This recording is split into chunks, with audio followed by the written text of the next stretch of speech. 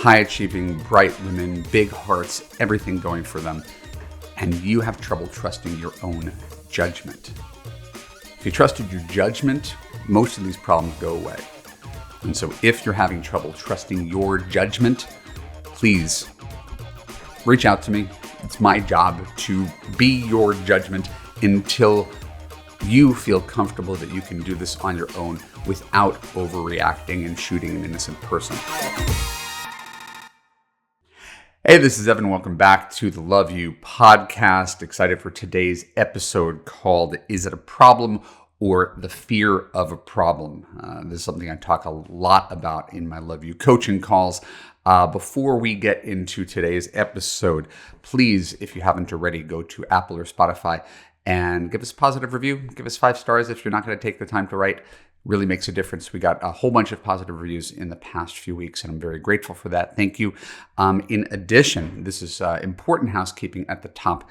I'm doing a free live stream presentation this Thursday, January 11th. It's called The 3 Things You Can Do Now to Attract High-Value Men.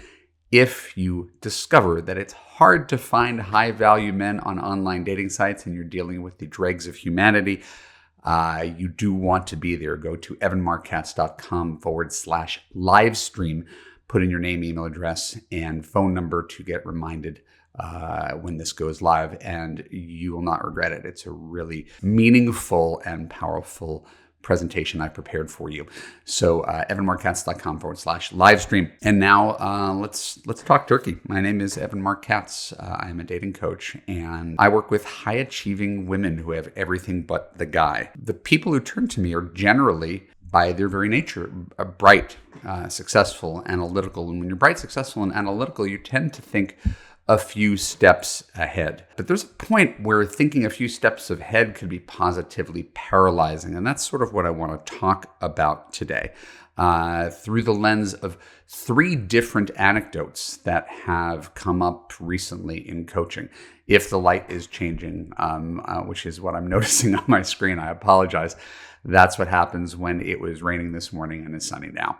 So 3 anecdotes from Love You clients. One of them is that client is telling me about her previous experience and goes out to dinner with him. First couple dates. Now again, this is echoes of her past. She'd gone on a date. Guy drinks liberally on that date. Right? Maybe has 2 or 3 drinks at dinner. She barely has 1. Her first thought is, oh, this guy's an alcoholic. It's not that he's comfortable. It's not that he can handle his drink. It's not that he did anything egregiously wrong. It was the fact that this guy had 2 or 3 drinks is prima facie evidence that he is indeed an alcoholic, and I'm not going to date an alcoholic, so I should probably just end this thing right now. Exhibit A. That is not what we're trying to do here. Similar issue. We have a client who has a history with a father who left when she was young, choosing emotionally unavailable guys who ghost and abandon. And then if you're that person, then the slightest provocation makes you think it's going to happen again. And you can't tell the difference between a secure guy and an avoidant guy. So imagine, and I'll just use myself for example because it's easy. I'm a secure guy. I know how to have intimate relationships. I make an effort. I treat people well. I'm honest. It's not about bragging. It's just about making a point. And imagine I'm working as I do during the day, and I have a big old desktop right in front of me, 27-inch iMac, which they don't even make anymore. And if you were to text me during the day, I would have absolutely no idea. None. Don't look at my phone. Maybe check it out over lunchtime, but that's it. I am locked in during the day until I'm done with work. And so if you read my silence as, this guy who seemed really great is now leaving me, ghosting me, abandoning me, when that couldn't be further from the case, you're creating a problem where there is none. And sometimes the self-protective mechanism is, as always, to pull away, to avoid pain, to avoid risk, to avoid being hurt. And in this case, like the previous case with the guy who had 2 drinks at dinner, you would be pulling away based on a tiny data point that you blew up to a much larger story that may or may not be true. And it's important that I point that out. Just because a guy has 2 drinks at dinner doesn't mean he's an alcoholic. It doesn't mean he's not an alcoholic. Certainly, plenty of guys, most of the men you meet are not going to be your future husband. So it's possible that his silence means that he's changed his mind about you. But usually if a guy likes you, a couple hours of silence or even a day of silence where he gets busy is not necessarily the end of the world. And we need to stop acting like it. Next anecdote, slightly different, but seems similar.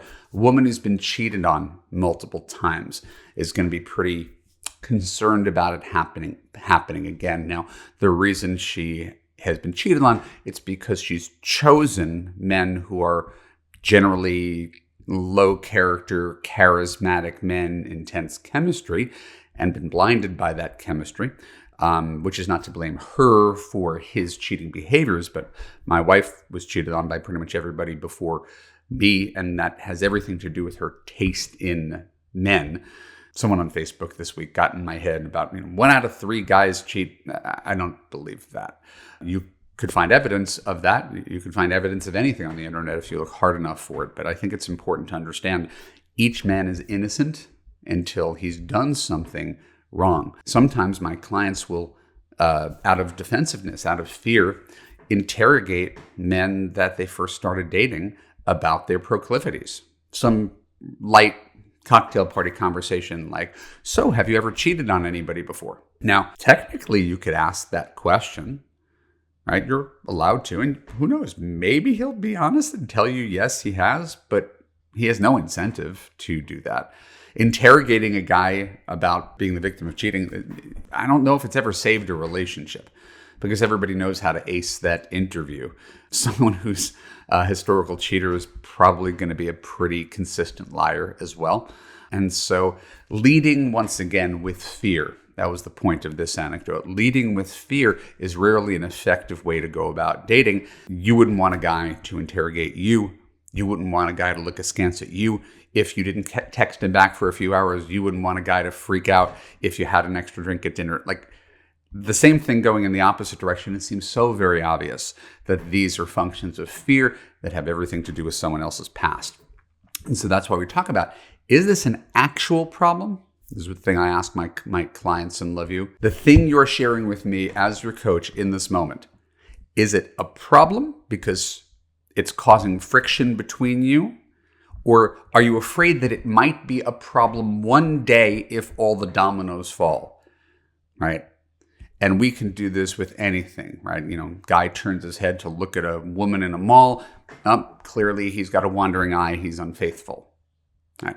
Guy accepts woman's offer to split the check. Clearly he's a cheap bastard and I'm going to spend my whole life resenting him. Look, we can dive into any minute behavior and extrapolate it to its worst possible conclusion. But understand, this is all fear-driven. It's based on what could happen more than what is happening. So we want to assume people are innocent until they've proven guilty. Not that this is definitely a problem, but it might be something you keep your eyes open to, keep an eye on. There's nothing to react to, interrogate about, overreact to. There's no reason to dump someone at this first hint of what might be trouble, because there's very often, as I'm sharing, a logical explanation for why a guy might let you split the check or why he might not text you back in the time that you wanted to. Right? There might be a very, very logical explanation. Now, one can try to protect oneself from all risk and literally never go out with a guy who doesn't text you back immediately, who has an extra drink, who has a good relationship with his ex. We can do that, but what does that leave our dating pool with? Nothing. And that is perfect for someone who is anxious. If you could eliminate every single guy based on some fear-based reason, no one could ever come into your heart. You'll never have to invest in anybody. No one will ever love you. You won't be hurt, but no one will ever love you either. Why? Because you are so on point of assessing risks, that you assess risks from his profile, you assess risks from his texts, you assess risks on the first date that may or may not even be risks.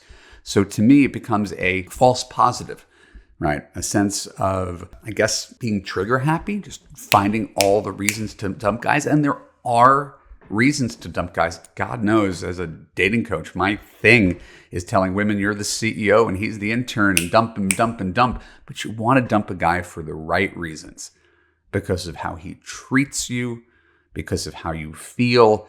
And sometimes these feelings can be false positive. And so there's whatever you grew up with as a child, there's whatever you experienced in previous relationships, which often carries out and normalizes that effect. It has to do with partially your taste in men, the recency effect, right? If you got ghosted recently, you're going to be careful about watching for that behavior again, that kind of thing.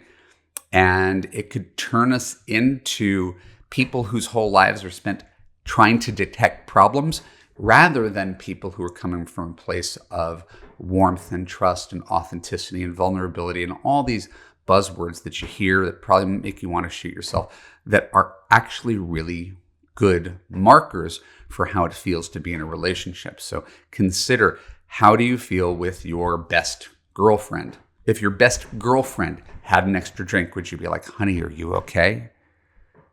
Probably not. You'd probably laugh. If your best girlfriend took a couple hours to respond to your text, you wouldn't make a big deal about it. If your best girlfriend